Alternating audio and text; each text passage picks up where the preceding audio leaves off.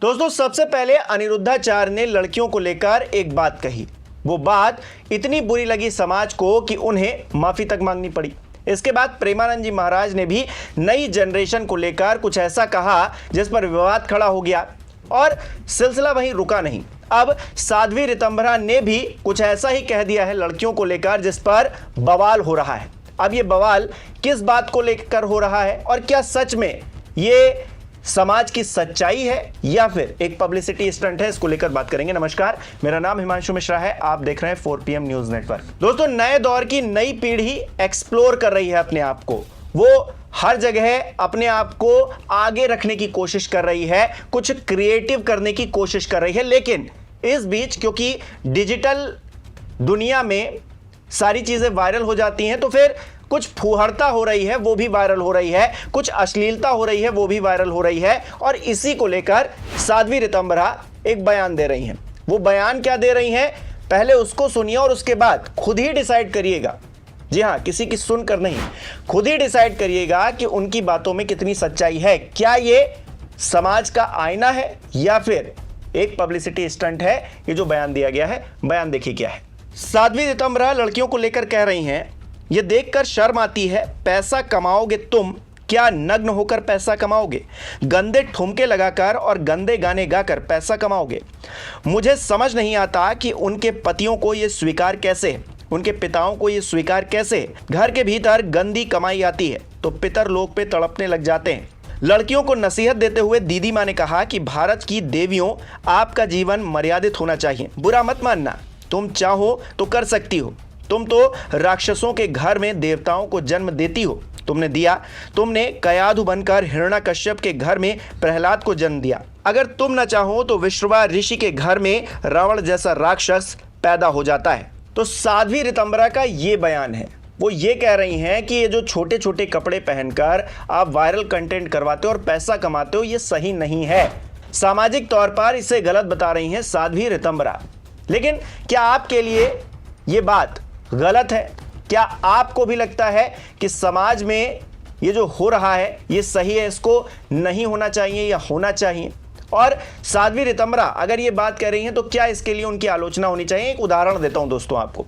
हाल ही में आपने देखा, 2 लड़कियां थी, उनको अश्लील कंटेंट बनाने के चलते जेल तक जाना पड़ा। संभल का ये मामला था। महक और परी उन दोनों लड़कियों का नाम था, लेकिन वो जमानत पर बाहर आई और उसके बाद उन्होंने फिर से वहीं फुहड़ता शुरू कर दी। इसके बाद पुलिस को एक्शन भी लेना पड़ा। खबर भी है इसके लिए दोस्तों, देखिए लिखा हुआ है, महक परी ने जमानत मिलते ही अपलोड की आपत्तिजनक रील, पुलिस ने कराई इंस्टाग्राम आईडी फ्रीज। तो दोस्तों वायरल होने के लिए इस तरह की चीजें करना, फुहड़ता करना, अश्लीलता करना, समाज के अंदर गंदगी फैलाना, गालियां देना अपनी वीडियोज में, कितना सही है कितना नहीं है दोस्तों, ये आपके ऊपर है। आप क्या सोचते हैं इसके ऊपर? क्योंकि संत समाज अपनी एक परिभाषा रखता है कि समाज को किस तरह से होना चाहिए, लेकिन आप अपने समाज को किस तरह से देखना चाहते हैं? ये जो नए दौर की नई पीढ़ी है, ये किस तरफ आगे बढ़ रही है, ये हम सबको सोचना होगा दोस्तों। ये सिर्फ इस बात से नहीं कि साध्वी ऋतंभरा ने क्या कह दिया, अनिरुद्धाचार्य ने क्या कह दिया, प्रेमानंद जी महाराज ने क्या कह दिया, या फिर तमाम और संत समाज के लोग क्या कह रहे हैं लड़कियों को लेकर, महिलाओं को लेकर। सवाल ये है कि ये जो कह रहे हैं इसके पीछे जो तर्क दिए जा रहे हैं, क्या वो भी गलत हैं? आपको तय करना दोस्तों। मैं इस वीडियो में बिल्कुल भी ये नहीं कहूंगा कि ये सही है या गलत है, क्योंकि आपको तय करना है।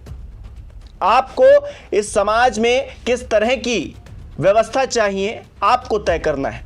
साध्वी ऋतंभरा अकेली कोई समाज को नहीं गढ़ रही है, ना ही प्रेमानंद जी महाराज गढ़ रहे हैं, ना ही अनिरुद्धाचार्य गढ़ रहे हैं, या फिर पूरा जो संत समाज है वो गढ़ रहा है। हर किसी की अपनी थ्योरी है। आपको क्या लगता है कि साध्वी ऋतंभरा अगर ये कह रही हैं कि ये फुहड़ता नहीं होनी चाहिए, छोटे छोटे कपड़े पहनकर आप जो अश्लील कंटेंट बना रहे हो, उससे वायरल होने की कोशिश कर रहे हो, ये ठीक नहीं है। आपके लिए इन शब्दों के क्या मायने दोस्तों, मुझे कमेंट करके जरूर बताइएगा। और इस वीडियो में मैं आपको अनिरुद्धाचार्य ने क्या कहा था और प्रेमानंद जी महाराज ने क्या कहा था उसको भी एक बार याद दिला देता हूं। प्रेमानंद जी महाराज ने आजकल के समय के लोगों के चरित्र में हो रही गिरावट को लेकर चिंता जताते हुए कहा था कि शादी के परिणाम अच्छे आएंगे कैसे? आजकल बच्चे और बच्चियों का चरित्र पवित्र नहीं है। माताओं बहनों का पहले रहन सहन देखो। हम अपने गांव की बात कर रहे हैं, वहाँ बूढ़ी थी लेकिन इतने नीचे तक पल्लू था, आजकल के बच्चे कैसी पोशाकें पहन रहे हैं, कैसा आचरण कर रहे हैं। एक लड़के से ब्रेकअप, फिर दूसरे से व्यवहार, फिर दूसरे से ब्रेकअप, तीसरे से व्यवहार, व्यवहार व्यभिचार में परिवर्तित हो रहा है। कैसे शुद्ध होगा? चरित्र के पीछे खानपान और व्यभिचार का उदाहरण देते हुए उन्होंने आगे कहा कि मान लो हमें 4 होटल का खाना खाने की आदत पड़ गई है, तो हमें घर की रसोई का भोजन अच्छा नहीं लगेगा। इस तरह जब 4 पुरुष से मिलने की आदत पड़ जाती है तो एक पति को स्वीकार करने की हिम्मत उनमें नहीं रह जाएगी। लड़कों के संदर्भ में भी उन्होंने यही बात कही। उन्होंने कहा कि जब 4 लड़कियों से व्यभिचार करता है तो वो अपनी पत्नी से संतुष्ट नहीं रहेगा, उसे 4 से व्यभिचार करना पड़ेगा, क्योंकि उसने आदत बना ली है। हमारी आदतें खराब हो रही हैं। तो प्रेमानंद जी महाराज भी समाज में जो घटनाएं हो रही हैं उन्हीं को देखते हुए अपनी बात कह रहे हैं। देखिए, विवादित बयान कह देने से विवादित नहीं होता है। समाज की क्या सच्चाई यही है, ये भी देखना होगा। समाज में क्या ऐसा हो भी रहा है, ये भी देखना होगा। हम देख रहे हैं ऐसे तमाम मामले हैं जहाँ पर अपने पति को छोड़कर बॉयफ्रेंड के साथ में वो इश्कबाजी कर रही हैं और बात हत्या तक पहुंची जा रही है, मारने पीटने तक पहुंची जा रही है। क्या ये घटनाएं समाज में नहीं हो रही हैं क्या? और ये क्या होती घटनाएं अगर संत समाज देख रहा है और उसे अपने शब्दों में बयां कर रहा है, ठीक है, किसी के चरित्र पर उंगली नहीं उठानी चाहिए, ये बात बिल्कुल सही है। कोई भी किसी के चरित्र पर उंगली नहीं उठा सकता है। हर किसी की इंडिपेंडेंट जिंदगी है, कौन कैसे जीना चाहता है ये उसका निर्णय है। लेकिन समाज भी तो एक चीज है ना, और समाज में अगर कुछ हो रहा है तो संत समाज उसको कह रहा है, और संत समाज अगर कह रहा है तो फिर हमको ये डिसाइड करना है दोस्तों, किसी और को डिसाइड नहीं करना है। मैं कोई जज नहीं हूं, या फिर कोई भी व्यक्ति जज नहीं हो सकता है। आपको डिसाइड करना है दोस्तों। आप हमारे दर्शक नहीं हैं, आप समाज का एक हिस्सा हैं, और समाज का हिस्सा होने के नाते आपको यह तय करना है कि ये जो बातें की जा रही हैं समाज को लेकर, हमारी नई जनरेशन को लेकर, जिनके ऊपर देश के भविष्य के बहुत सारे काम हैं, उनके कंधों पर बहुत सारी जिम्मेदारियां हैं, वो किस तरफ जा रहे हैं हमको जरूर देखना होगा दोस्तों। और इसी तरह अनिरुद्धाचार्य ने भी जो बात कही उस पर विवाद हुआ, और उनकी बातों को लेकर मैं बता देता हूं उन्होंने क्या कहा। अनिरुद्धाचार्य कह रहे हैं कि लड़की 14 साल की होगी और 14 साल की कोई लड़की आपके घर दुल्हन बनकर आ जाएगी तो उस समय वो बच्ची होगी। समझ रहे हो? लोग फिर जल्दी शादियां करना शुरू कर देंगे, क्योंकि जब लड़कियां लाते हैं 25 साल की लड़की 4 जगह मुंह मार चुकी होती है, वो 25 साल की जब आती है तो पूरी जवान हो जाती है। स्वाभाविक है कि उसकी जवानी कहीं ना कहीं फिसल जाएगी।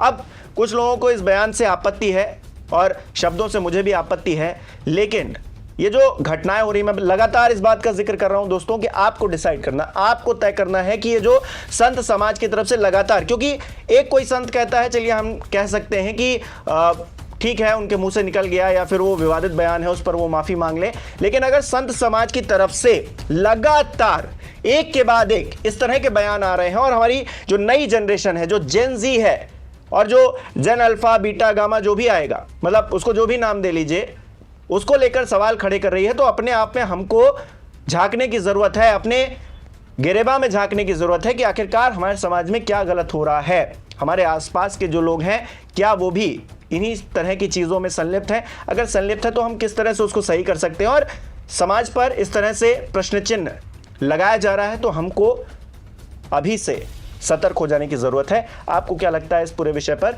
हमें कमेंट करके जरूर बताइए। इस वीडियो को लाइक कीजिए, शेयर कीजिए, और हमारे चैनल को सब्सक्राइब नहीं किया है तो वो भी कीजिए।